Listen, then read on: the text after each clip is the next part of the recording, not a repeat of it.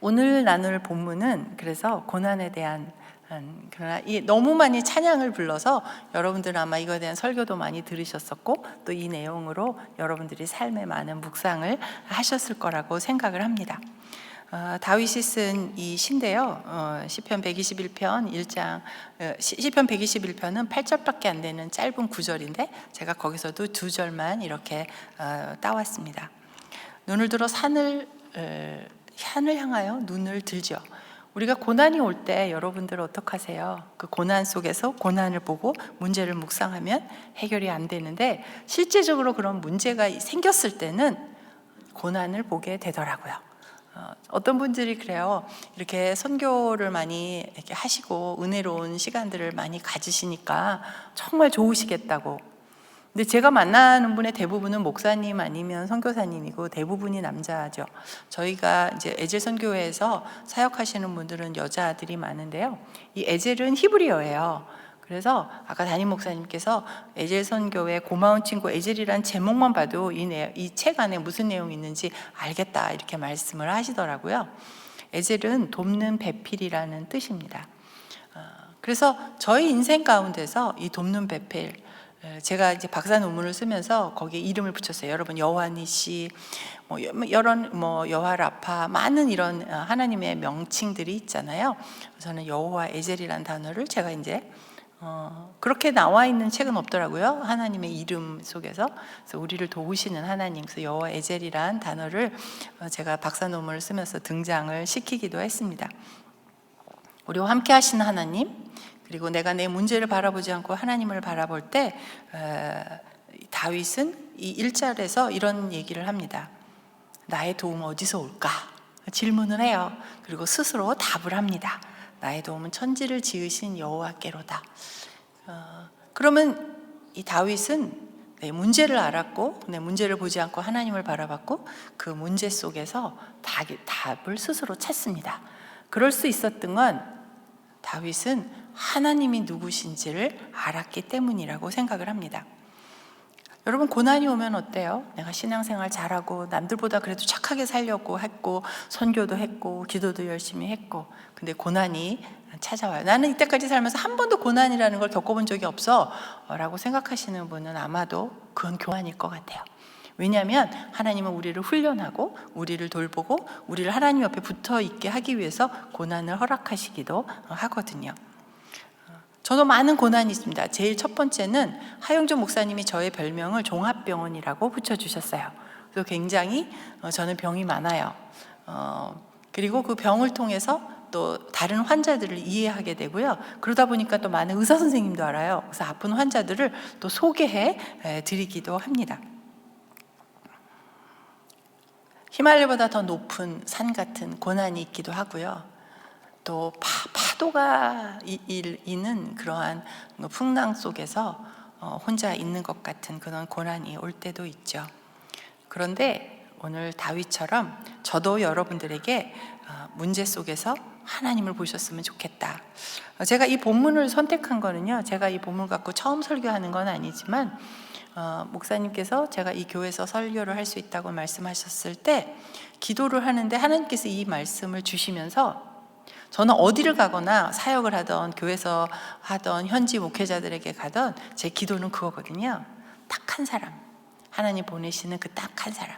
여러분들도 늘 이 금요 예배를 참석해서 그냥 오신 분들도 많을 건데요.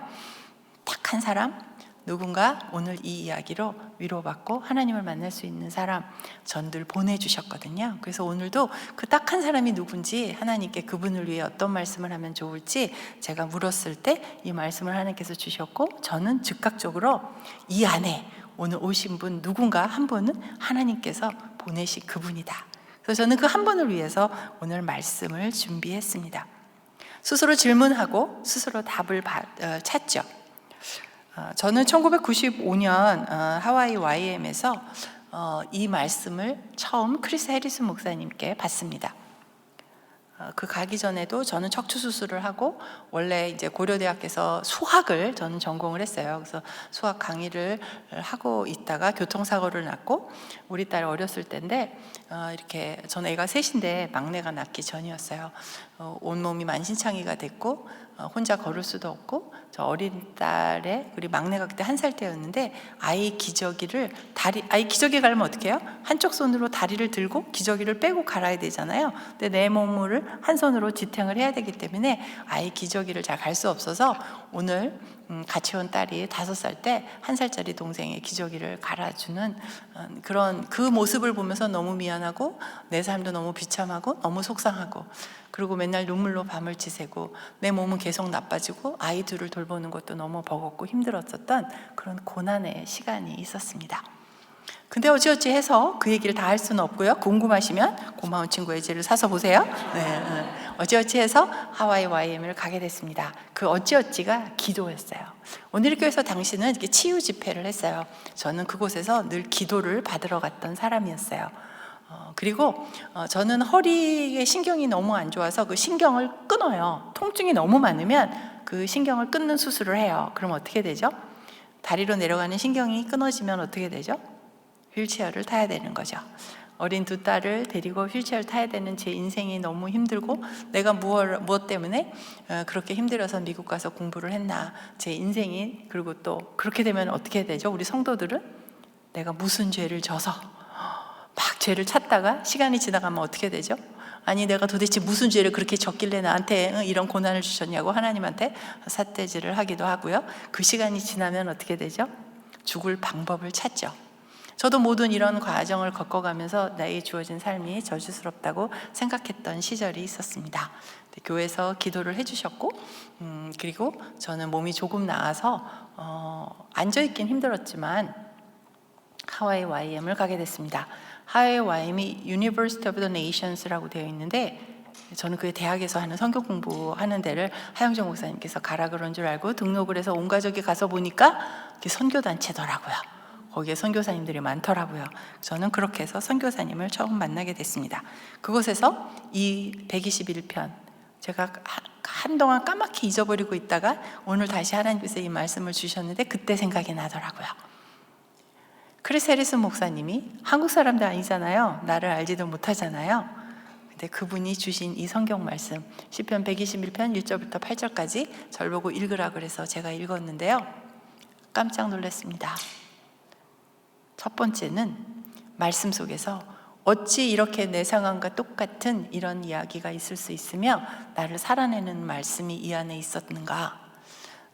제가 지금 65세인데요 30대 초반이었어요. 그래서 저는 성경을 일독을 한 적이 없었고, 시편에서 이 말씀은 찬양으로 했기 때문에 너무너무 익숙한 말이에요. 성경을 일독하지 않아도 내가 아는 말씀이에요. 그런데 그 말씀이 그 목사님의 그 많은 성경 말씀 중에서 그 말씀을 딱 골라서 저로 하여금 읽게 하시는 거에서 너무 놀랬고요. 또 그것이 외국 목사님으로부터 주어진 말씀이라는 걸 놀랬고요. 그래서 그 안에서 하나님이 온전히 나에 대해서 다 알고 계신다는 것을 저는 알게 되었습니다. 오늘도 이 말씀을 통하여서 여기 계시는 어느 분 한 분은 하나님의 계심을 다시 한번 확인하는 그런 시간이 되었으면 좋겠습니다. 세상을 살다 보면 때로 세상에서 하나님을 알지 못하는 사람이 더 잘 되는 것 같고, 나는 어려운 그런 시간을 보낼 때도 있죠. 하나님의 음성을 듣는 법이나 노인갓 이런 책을 읽는다고 해서 내 문제가 해결되지는 않습니다. 고난이 한 번이면 족한데 끊임없는 고난의 연속이고, 또 이 고난이 언제 끝날지 알지 못하는 그런 삶을 살고 있습니다. 그러나 결론적으로 말씀드리면 이 고난은 훈련의 시간이고 하나님이 허락하셨다는 겁니다. 그리고 제 30년 선교 생활, 그리고 65세의 제 삶을 살면서 하나님은 늘 오르셨습니다. 그리고 저는 그 나의 문제점의 해답은 하나님이라는 그 확신을 여러분들에게 말씀을 드리고 싶습니다. 그러려면 우리는 다윗처럼 천지를 지으신 하나님, 그 하나님을 알아야 되겠죠. 자, 제가 여러분에게 질문을 드립니다. 여러분에게 하나님은 어떤 분이신가요? 여러분이 알고 있는 하나님, 한마디로 한번 정의해 보시겠어요? 이스라엘 백성들은 이렇게 하나님을 정의합니다. 아브라함의 하나님, 이삭의 하나님, 야곱의 하나님. 이 말이 무엇을 뜻하는가요? 여러분에게 어떤 하나님인지 머릿속으로 한번 생각해 보시고요. 또 이스라엘 백성이 아브라함의 하나님, 이삭의 하나님 이렇게 말할 때 야곱의 하나님, 서로 다른 사람이에요. 근데 할아버지 아버지, 아들의 이름을 불러가면서 우리 하나님이라고 이스라엘 백성은 이야기를 하잖아요. 무엇일까요? 이게 의미하는 게 무엇일까요? 믿음의 순종의 조상들이죠.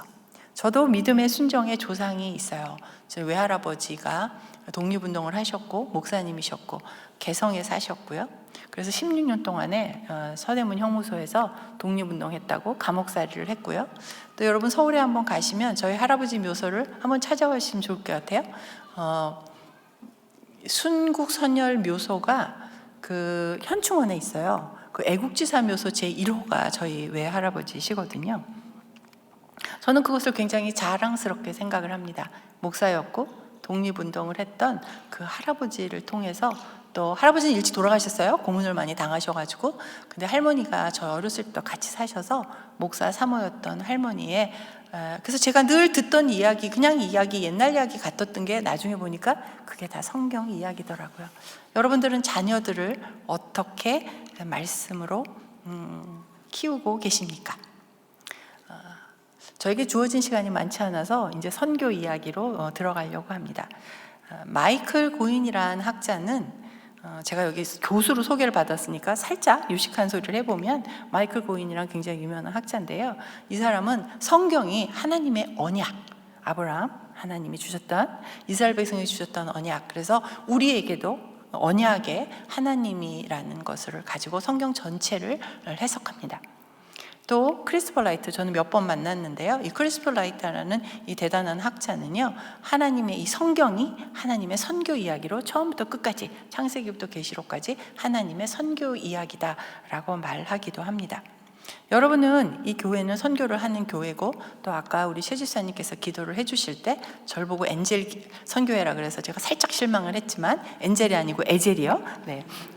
그래서 이렇게 크리스토퍼 라이트는 선교, 하나님의 선교 이야기가 성경에 있다. 그래서 하나님이 하나님의 선교를 하기를 원하신다. 우리에게 그렇게 되어 있습니다. 제가 이 책에는 고난으로 시작한 이야기로 이 책이 시작이 됩니다. 여러분들에게 하나님은 어떤 하나님인가? 나에겐 하나님은 어떤 분이셨는가? 내가 고난을 당할 때, 내가 기쁠 때 하나님은 나와 어떻게 함께 하셨는가에 대한 이야기고요. 이 이야기는 저의 이야기뿐만이 아니라 에젤 선교 이야기, 우리와 함께 동역하시는 목사님들의 이야기, 그리고 많은 선교사님들 이야기, 더 나아가서 선교사님 자녀들의 이야기가 이 책 속에 있습니다. 성경도 이스라엘 백성의 역사로 시작이 되죠. 물론 천지창조하신 그 하나님, 이스라엘 백성의 하나님이시죠. 다윗의 하나님이시기도 하고요. 여러분의 하나님이시기도 합니다. 그래서 여러분은 여러분의 삶 속에서 여러분의 가족의 역사가 있죠. 저도 우리 할아버지 이야기를 했습니다. 저희 아이들은 또 우리 시아버님과 또 시어머님, 친정어머니, 친정아버지 이야기도 듣지만, 또 우리 아이들 역시 증조 할아버지 이야기를 듣고 자라게 됩니다. 여러분은 아이들에게 어떤 이야기를 하고 여러분 가정의 역사를 만들어 가실까요? 제가 이 책 제일 첫 번째 쓴 에피소드가 낙엽에 대한 이야기입니다. 제가 2년 전에 이 교회에 왔을 때도 이 이야기를 했던 것으로 기억을 하는데요. 전 이 간증을 100번도 넘게 했습니다.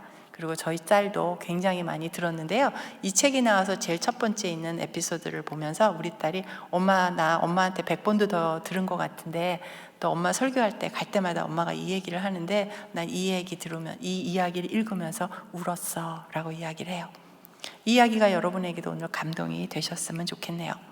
제가 선교를 처음 하게 된 것은 하영종 목사님께서 저를 보고 선교를 해보라고 하셨어요. 자, 제가 담임 목사님께 한번 여쭤보고 싶어요.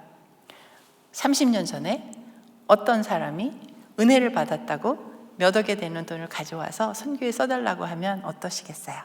그 헌금을 받으시겠어요? 아니면 돌려주시겠어요? 하영조 목사님은 그 돈을 저한테 돌려주시면서 이런 메시지를 주셨어요. 선교를 돈으로 하면 선교사를 죽일 수 있어요. 집사님께서 선교를 더 아셨으면 좋겠으니까 집사님께서 선교사들에 대한 기도를 좀 해보시면 어떠해요? 이렇게 말씀하셨어요. 저는 그때까지도 기도라는 걸 남을 위해서 별로 해본 적이 없어요. 우리 가족, 교회, 우리 할머니 늘 대한민국 나라를 위해서 기도를 했고 하나님의 나라를 위해서 기도했거든요. 식사할 때도 그랬어요. 하나님의 나라, 대한민국. 왜요? 우리가 나라를 뺏겼던 일제시대가 있었잖아요. 그리고 우리 교회, 목사 사모잖아요. 물론 다른 교회, 할아버지 돌아가시고 다른 교회를 다녔고, 저는 어려서 내수동 교회를 다녔거든요. 내수동 교회도 굉장히 선교에 특화된 교회예요. 제가 평생에 다닌 교회가 이렇게 이사를 다니면서 잠깐 다녔던 교회 말고 딱 2교회인데요. 어려서 제가 시집갈 때까지 다녔던 건 내수동 교회고요. 미국에서 유학생활 끝나고 한국 와서 다녔던 교회는 온누리교회고, 아직도 온누리교회를 다니고 있습니다. 이것도 축복인 것 같아요. 하나님의 부르심인 거고, 제가 이 얘기를 왜 하냐면 여러분이 뉴저지 초대교회를 오게 된 건 이 동네에 사시기 때문이잖아요. 이 교회를 다니신 것, 또 이런 목사님을 만나신 것, 하나님의 계획하심에 있다는 거죠. 저는 한 목사님께 선교 헌금을 가져갔는데 받으시지 않고 절 보고 기도를 하라면서 대신 저한테 주신 게 있어요. 그게 선교사님 편지였어요. 제가 한 10몇 통을 주셨는데 거의 하반부에 어떤 선교사님의 편지를 받습니다. 젊은 아프리카에 있는 선교사님의 편지였습니다. 거의 독백과 비슷했어요. 30대 초반에 어린 딸 하나, 그렇게 젊은 부부가 헌신해서 아프리카를 갔습니다. 근데 그 땅에서 간지 얼마 안 돼서 감기인 줄 알았던 아이가 말라리아에 걸려서 죽고 말았습니다. 한국으로 다시 돌아올 수도 없고, 그곳에서 선교를 할 수도 없고, 혼자 독백처럼 써있던 편지에는 이렇게 이어져 가고 있습니다. 여긴 42도예요. 내 딸 무덤에 한국에서 나등기는 낙엽 한 줌이라도 덮어줬으면 좋겠는데, 난 그것도 할 수 없는 사람이 무슨 선교를 하겠냐는 거였습니다. 저는 5월 말에 그 편지를 받았고 즉각적으로 대답하지 못했고 가을까지 기다렸습니다. 늦가을날 우리 어린 2딸을 데리고 땅바닥에 굴러떨어진 낙엽 중에서 예쁜 것을 우리 딸이 주워줬고 책갈피에 넣었고 코팅을 해서 보내드렸습니다. 그리고 저는 잊고 있었어요. 그 다음에 96년 1월에 답장이 왔습니다. 첫 번째 첫 줄이 기도해 주셔서 감사합니다. 저 너무 놀랐어요. 딸이 죽었는데 기도하라고? 무슨 기도를 어떻게 해야 되지? 당신이 준 그 낙엽 하나를 우리 딸 무덤에 갖다 주고 이제 다시 선교를 시작할 수 있게 되었습니다. 감사합니다. 저희 둘째 딸도 많이 아팠기 때문에, 저도 많이 아픈 상황이었기 때문에 그 아버지의 마음이 찢어지게 공감이 되었어요. 믿지 않는 사람들도 공감이 되실 거고 여러분들도 공감이 되실 거라고 생각합니다. 저는 그 편지가 제 인생을 바꿔놓았습니다. 기도할 줄 모르는데 어떡하지? 기도하는 사람들을 모으기 시작했습니다. 그렇게 선교사님 편지들을 받아다가 프린트를 해서 들고 다녔지만 기도해 주는 사람이 별로 없었습니다. 그래서 요번에 이 책을 내준 두란노 출판사에 저희 사무실이 있었기 때문에 할 일이 없었죠. 사무실은 있었지만 그냥 하용조 목사님하고 노는 것밖에 없었어요. 근데 제가 광고를 붙였습니다. 점심 드릴게요. 선교사님을 위해서 기도해 주세요. 제가 먼저 시작한 선교는 낙엽을 하나를 보낸 거였고 점심 식사를 대접한 거였습니다. 그렇게 제가 아닌 저는 점심을 대접했고 두란노 직원들이 와서 기도를 해 주었습니다. 근데 저는 공부하는 걸 좋아해요. 그래서 말씀을 많이 공부했고 유명한 목사님들을 초청해서 말씀을 공부하고 싶은 사람들에게 말씀을 가르쳤습니다. 기도를 할 줄 모르지만 말씀을 이용해서 기도하니까 하나님의 은사도 주셨습니다. 그리고 말씀과 기도로 선교라는 것을 해보기로 작정을 했습니다. 그렇게 저희 결코 행복하지만 않은 인생이 시작되었습니다. 지금 현재 에젤 선교회는 500유닛이 넘는 선교사님들을 섬기고 있습니다. 여러분들은 에젤 선교회 처음 들어보셨지만 그렇게 하나님께서는 저희를 감추셨습니다. 선교사님 편지를 받으면 저희가 선교사가 너무 많기 때문에 편지가 너무 많이 들어옵니다. 그래서 저희는 그 편지를 요약을 합니다. A4 반장인데요. 매주 저희가 발행되는 이렇게 선교사님들의 편지가 빼곡하게 적혀 있는 것입니다. 선교사님 편지가 이 정도 한 페이지로 끝나지 않습니다. 제일 첫 페이지는 선교에 도움이 되는 많은 기사들과 컬럼들, 때로는 제가 글을 쓰기도 합니다. 선교사님 편지를 요약을 해요. 여기 한 페이지가 한 분 선교사님의 편지입니다. 그리고 밑에 중요한 기도 제목을 적어 놓습니다. 한 20여 명이 이것을 봉사를 하고 있고요. 매주 발행이 됩니다. 적으면 16명, 많으면 40명까지 선교사님의 편지가 매주 나가고 있습니다. 여러분들 교회에서 후원하는 선교사님이 40명 정도 된다고 들었습니다. 그럼 여러분들은 매주 선교 편지를 발행할 수 있겠죠. 선교사님 편지 안 해주신다고요? 제가 그 팁을 가르쳐 드리도록 하겠습니다. 이렇게 주보를 만들었고요. 또 한 20여 명의 봉사자들이 이것을 매일 읽어서 한 분에게 보내면 그 편지 읽은 것이 딱 3분 걸립니다. 그래서 여러분이 하루에 3분, 아침 6시 30분에 편지가 저희 SNS를 통해서 들어오거든요. 그럼 톡을 통해서 그 편지를 들어요. 그럼 3분이면 10분이 안 걸리죠. 저희가 기도 편지를 다 읽어주고, 제가 처음에 기도할 줄을 몰랐기 때문에 기도문도 다 그 안에 들어있어요. 그걸 듣고 아멘만 하면 됩니다. 출근하면서도 충분히 하루에 10분. 그런데 이것을 지속적으로 하는 게 많은 사람들에게 쉽지 않더라고요. 제가 이런 제안을 하지만 여러분들 중에 얼마나 많은 분들이 40유닛밖에 안 되는 선교사님의 편지를 매일 기도하려고 생각하는지 그건 잘 모르겠습니다. 하지만 여러분은 아시잖아요. 기도가 하나님 마음을 바꾸시기도 하고, 또 전쟁을 멈추기도 하고, 또 때로는 여리고성을 무너뜨리기도 한다는 것을요. 저는 또 한 가지 쉬운 사역을 여러분들에게 소개하고자 합니다. 그건 생일 카드예요. 저희 선교사님들에게 생일 카드를 써요. 이것도 한 20여 명 정도가 이제 봉사를 하는데요. 1년에 2,000통 이상의 생일 카드를 씁니다. 생일 카드를 쓸 때 선교사님 최근의 편지에 서너 통을 보내드리고요. 저희는 한 줄 요약이라는 걸 해요.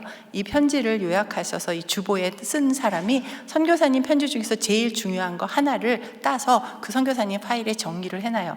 A4용지 한 장이면 한 10년치가 다 들어갑니다. 한 줄로 요약을 하기 때문에. 그래서 그거를 드려요. 그럼 그 선교사님의 10년 동안의 사역을 한눈에 볼 수 있고, 최근 온 3번의 편지를 받아보고 읽고 기도하고 선교사님에게 카드를 씁니다. 이 정도면 감동이죠. 선교사님이 자주 연락을 해 주십니다.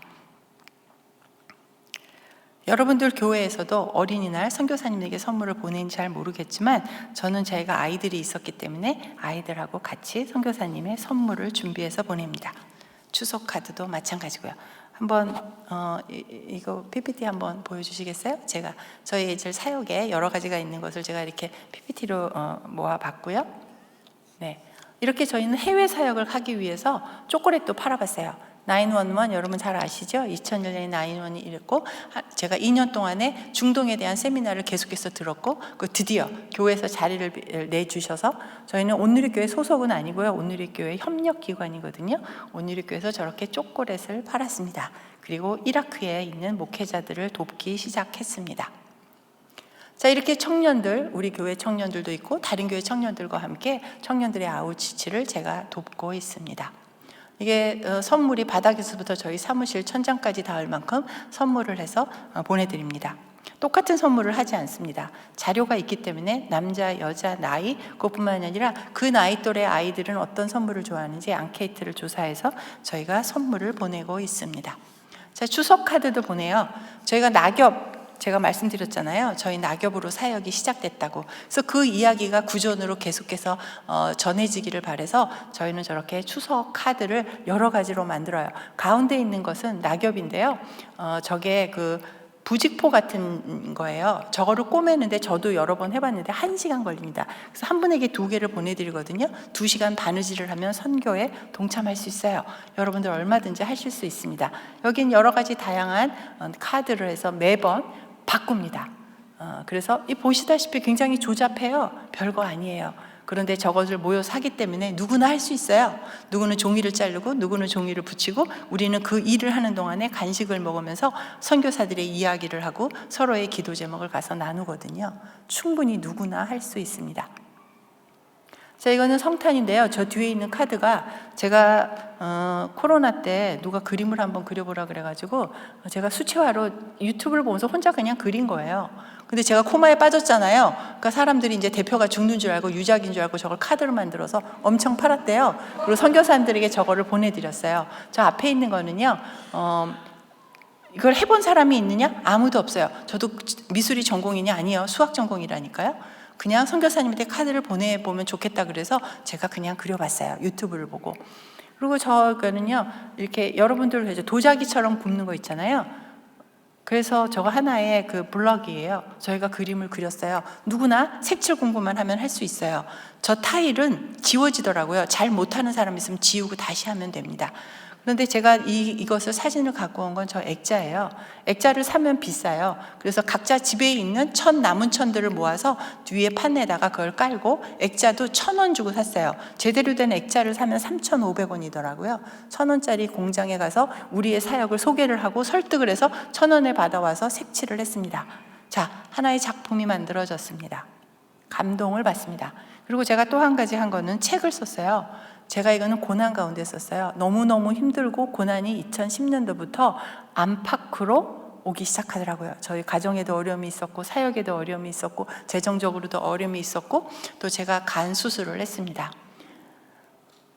근데 제가 온누리교회 다니는 변호사한테 사기를 당해가지고 너무 마음이 아파서 시작한 게 세상의 법보다 더 위인 게 하나님의 법인데 레위기를 공부해보자.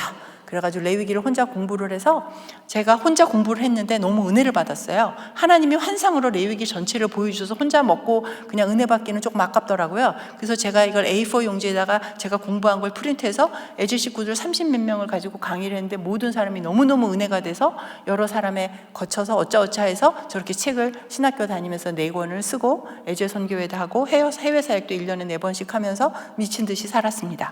고난이 오니까 말씀을 더 파게 되고 말씀을 보면서 기도하게 되고 또 신학교에서 공부를 하게 되더라고요.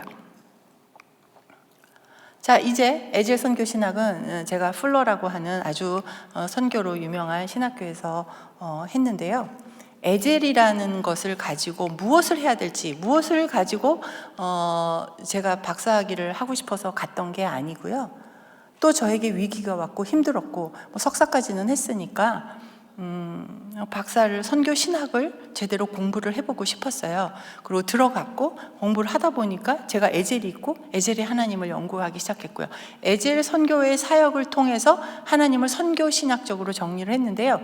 논문을 다 써서 발표를 하고 난 다음에 CLC라고 굉장히 유명한 출판사예요. 아무나 세워주지 않아요. 이 교회도 아무나 강사로 세워주지 않아서 제가 담임 목사님께 너무 감사하다 그랬어요. 그러니까 제가 여러분들이 이미 몇 분에게 검증을 받은 사람이에요. 그러니까 안전하게 여러분이 강의를 들으셔도 돼요.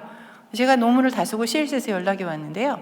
선교단체에서 사역을 하느라고 바빠가지고 자기의 그 사역을 선교신학적으로 정리한 최초의 책이라고 해요. 저는 모르고요. 제가 검증해 본지 알았고요. CLC에서 영어로 된 책들과 그리고 일본어와 한국어로 된 것들을 선교단체들 싹 다 했는데 최초의, 그래서 내용이 어찌됐건 선교 신학적으로 굉장히 중요한 책을 제가 썼다고 하더라고요. 그래서 제가 한 권 가지고 왔어요. 담임 목사님이 봐주실지 안 봐주실지 모르겠지만 딜이 밀고 가려고 한 권 가져왔습니다. 그래서 그럼 제가 유명한 사람이냐? 절대로 유명하지 않아요. 유명하지 않아서 아까 제가 20분 동안 담임 목사님에게 내가 누군가 혼자 막 떠들었어요. 목사님 얘기를 듣지 않았어요. 왜? 저에게 주어질 시간이 별로 없거든요. 그리고 나서 낙엽으로 시작한 그 이야기들을 코로나를 얹고 그 다음에 제가 작년에 2월 달에 재작년에 하기로 했던 사역들을 못해서 작년에 산타모니카와 밴쿠버 온누리교회 가서 강의를 하기로 했는데 미국에서 또 코로나가 걸렸어요. 증상이 다르더라고요. 정말 첫날부터 내가 오늘 밤 못 넘기고 죽나 싶을 만큼 힘들더라고요. 저는 완치가 되지 않았고 폐가 83%만 지금 작용을 하고요. 섬유화가 많이 돼 있고요. 저는 재작년에 간을 3분의 1을 잘랐고 또 그 두 번째 간 수술을 했고요. 앞으로도 또 간 수술을 몇 번 해야 될지 모르는 그런 상태예요. 낙엽위에서 많은 선교사님들의 이야기, 특별히 선교사 자녀 아이들의 어려운 이야기들을 나누고 싶었어요. 그래서 이 책을 썼어요. 성경에도 보면 좋은 이야기만 있지 않잖아요. 어렵고 힘들고 고난. 그래서 저의 실수, 고난, 그리고 아픔들이 이 책에 있어요. 그리고 특별히 제가 하고 싶은 건 선교사님들의 아픔입니다. 지금 이제 9시가 다 돼가는데요. 제가 한 에피소드만 여러분들하고 나누고 싶어요. 제가 이렇게 책을 썼더니 선교지에서 선교사님도 그냥 공부하라고 책을 드렸더니 강의 요청이 막 와요. 그래서 여러 나라를 다니면서 또 이렇게 중남미 사역을 집중적으로 하면서 여러 나라에서 이렇게 말씀을 가르치고 있습니다. 저희가 세미나를 할 때 이렇게 예쁘게 장식도 하고 또 예쁜 음식도 저희가 대접해 드리고 있습니다. 제가 오늘 마지막 나누고 싶은 건 선교사 자녀들에 대한 이야기입니다. 선교사 자녀 아이들이 아파요. 힘들어요. 어린이날 선물을 보냈는데 저희는 매년 선교사들은 증가를 하는데요. 아이들 보낼 선물은 계속 줄고 있습니다. 무엇을 말하죠?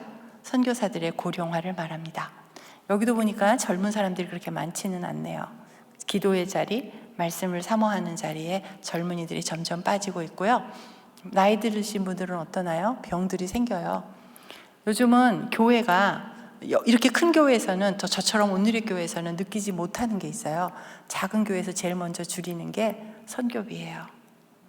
저는 작년 1회서만 해도 주파성 교회에서 더 이상 선교원급 지불을 못하겠다는 그런 말을 듣고 저희에게 재정을 도와달라는 선교사님들을 몇 분 배웠습니다.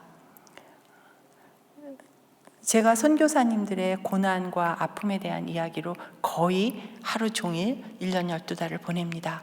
그러다 보니까 제 정신에도 문제가 생기더라고요. 남의 아픈 이야기만 계속 듣는 것도 결코 쉬운 일은 아니더라고요. 저는 하나님께서 창조하실 때 공감 능력을 아주 뛰어나게 만들어 주셨어요. 그래서 그들의 이야기를 들으면 제가 가슴이 아파요. 눈물이 나요. 잠이 안 와요.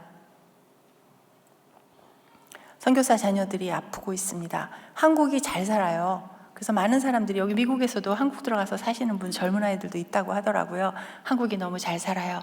선교지에서 있던 아이들이 들어오지만 공부를 따라가기 어렵고, 특히 내가 얼마나 가난한지, 난 어려서부터 부모님 선교일을 도우면서 당연하다고 살았는데 요즘은 아이들을 많이 낳지 않잖아요. 부모는 물론이고 지금 대학생 아이들은 부모가 50대죠. 50대 초반이에요. 그러면요, 할머니 할아버지가 아직 80이 안 되셨어요. 정정하세요. 6명이죠. 친할머니 친할아버지, 외할머니 외할아버지, 자기 부모 6명이 한 명에게 몰빵합니다. 그런 아이들과 선교지에서 어려서부터 부모 사역을 돕던 그 아이들을 거기서부터 좌절하기 시작합니다. 그리고 해외에서요, 제가 수요일 날 여기 선교하시는 몇 분하고도 같이 식사를 했는데 이런 이야기를 하시더라고요. 선교사 자녀애들이 유럽에 가서 유학하고 돈 내는 줄 알았더니 장학생이라고. 네, 그렇습니다. 미국에도 많은 선교사 자녀들이 있는데요, 장학금 아니면 공부를 못합니다. 왜요? 선교사들이 지금 생계가 어렵거든요. 건강을 돌볼 수 있을 만한 재정이 없거든요. 많은 교회들이 선교사님들을 몰라라 하거든요. 한국은 어떤가요? 선교사를 제일 많이 보낸 그 조그만 나라에서 선교사 파송 2위였고 지금은 4위예요. 한국이 좋다고 해서 전 세계에서 많은 사람들이 한국으로 몰려들어오고 있습니다. 한국은 지금 자녀를 낳는 수는 0.7이요. 1이 안 돼요. 2명에게서 아이가 0.7 나온다 이 말입니다. 2 가정이 돼야 한 아이가 나와요. 한국 국민은 점점 줄어들고 있습니다. 여러분들이 고민해 주셨으면 좋겠어요. 저는 그 시작이 선교사님들에게 돈을 보내는 것뿐만이 아니라 저는 그거보다 그들에게 공감을 하고 그들을 사랑하고 그들의 문제점에 여러분을 넣는 거라고 생각을 합니다. 제가 오늘 설교의 제목을 고난 속에서 만난 선교라고 잡았습니다.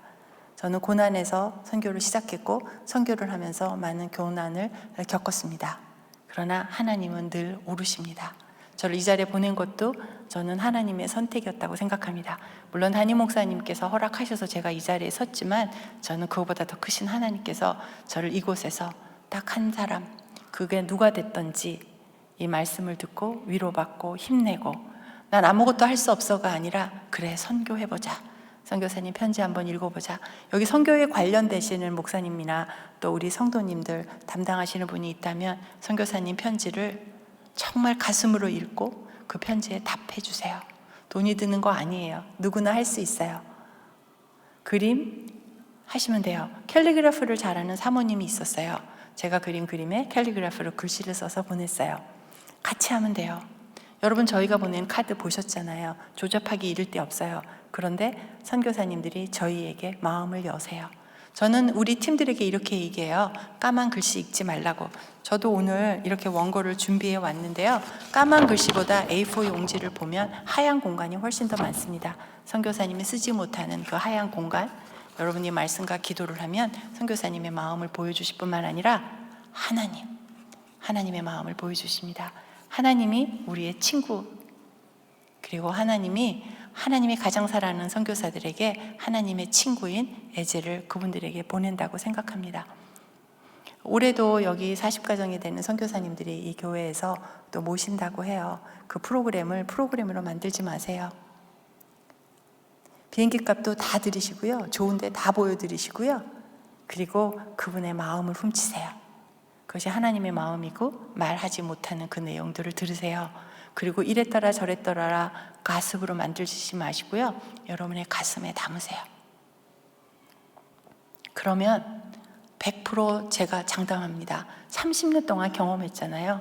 여러분의 가정이 바뀌어요. 여러분의 대화가 바뀌어요. 여러분의 세계관이 바뀌어요. 그리고 그것이 아이들이 듣게 돼요. 그래서 여러분의 가정, 여러분의 자식, 그리고 더 나아가서 여러분의 손주들의 삶이 바뀌게 됩니다. 하나님의 중심이요. 처음에도 말씀드렸지만 우리가 살아가면서 고난을 겪지 않는 사람들은 단 한 명도 없어요. 그 고난의 때에 하나님을 잡고 다윗처럼 질문하고 스스로 답을 내고 그 답을 하나님에서 찾을 수 있다고 생각합니다. 하고 싶은 얘기 많지만 제가 저에게 주어진 시간을 많이 썼어요. 9시까지인데 목사님이 뭐 하면 10분까지는 해도 된다. 그런데 제가 9시 6분이네요. 제가 여러분들에게 은혜의 시간이 됐으면 좋겠습니다. 선교사님들의 아이들을 돌봐주셨으면 좋겠습니다. 제가 몇 가지 아주 짧은 최근에 받은 내용이에요. 하와이 와임에서 IT 사역자로 한국에서 아주 IT로 유명한 큰 회사를 다니셨던 분인데 2010년도부터 헌신했습니다. 최중호 선교사님입니다. 아들 요한 17살입니다. 친구들하고 어려서부터 물에서 놀았고 이 아이의 그 서핑하는 모습들, 이런 모습들을 저도 사진을 받았어요. 가족 사진에 이 아이는 항상 우통을 벗고 운동을 하는 모습이었어요. 근데 갑자기 하와이는 그런 경우가 있거든요. 저도 들었어요. 20m가 넘는 파도가 이 아이를 삼켜버렸습니다. 딸 둘에 아들 하나. 저도 딸 둘에 아들 하나예요. 딸 못 낳았다고 씨바지 얻으라고 시어머니한테 매도 맞고 엄청 시집살이 했거든요. 그런데 17살짜리 그 아들이 죽었습니다. 여러분 이것이 해석이 되십니까? 유에녹 천사라 선교사님 아이는 9살이에요. 이슬람 지역에서 사역을 합니다. 하마스와 이스라엘 전쟁이 났죠. 이 어린 아이들이 한국인 이 수아에게 왕따를 당했습니다. 무슬림을 강요당했습니다. 하마스와 이스라엘의 전쟁이 이스라엘에 있는 아이도 아닌데 분노와 증오를 가지고 이 어린 초등학생들이 시위를 하고 있는 나라도 있습니다. 그리고 어린 선교사 자녀들은 그 타겟이 됩니다. 이 아이가 9살 아이가 공황장애가 걸려서 눈물의 편지를 제가 받았습니다. 이런 이야기들을 쉽게 나누지 못합니다. 제가 작년에 정신병원에 입원한 두 아이, 자살하려고 서울대 다니는 아이예요. 부모님이 한국에 오셔서 같이 식사를 하고 그날이 가장 행복했대요, 오빠랑. 그래서 그날 죽기로 작정합니다. 그런데 지구대에 이렇게 다리, 양화대교를 이렇게 검사하는 경찰이 있거든요. 그 경찰에 잡혀서 부모님에게 연락이 왔고 저에게 연락을 왔습니다. 저에게 연락 온 이유는 그 딸의 문제를 놓고 기도해 달라는 게 아니고요. 병원에 입원해야 되는데 580만 원의 돈이 없다는 겁니다. 그뿐만이 아닙니다. 서울에서 와서 있는데 그 선교지에서 있을 수 없어서 한국에 들어와서 있는 많은 선교사님들이 계시거든요. 선교지에서 추방을 당한 선교사님들이 있어요. 이 아이들의 정체성이 없어요. 아버지는 선교사라고 사람들이 그러는데 아버지는 한국에 있거든요. 찢어지게 가난하거든요. 한국에 들어온 선교사에게, 추방당한 선교사에게 어떤 교회가 후원을 한답니까? 이 아이가 그 분노가 너무너무 치밀어서 조울증이 와서 아버지 멱살 잡는데 그걸 도저히 엄마가 말릴 수 없어서 결국은 옆집에서 경찰에 신고했습니다. 그 아이 병원비는 530만 원입니다. 연락이 왔습니다. 저는 530만 원을 그 자리에서 보내드렸고, 물론 사비로 보내드렸고, 바로 저는 두 분에게 200만 원을 보내드렸습니다. 애가 한 달 동안 병원에 입원해 있는 동안 두 분 설악산으로 가시라고, 여름이었습니다. 저에게 증거 사진을 보내라고 시냇물에 발 담그고 찬양하고 맛있는 거 사 먹고 먹은 음식 200만 원 돈 다 쓰고 와서 그 사진을 증명사진으로 저에게 보내달라고요. 이것이 선교라고 생각합니다. 저는 이것이 하나님이 저에게 주신 방법이라고 생각합니다. 여러분 교회는 어떤 방법으로 선교하십니까? 선교사님 아픔에 동참하고 기도하시고 구체적으로 기도하시고, 기도가 최고예요. 하나님의 마음을 훔치십시오. 하나님과 함께 하십시오. 그럼 하나님이 여러분에게 음성으로 들려주실 거라고 생각합니다. 귀한 시간 주신 여러분께 감사드리고 특별히 목회자님들께 감사 인사드립니다. 감사합니다.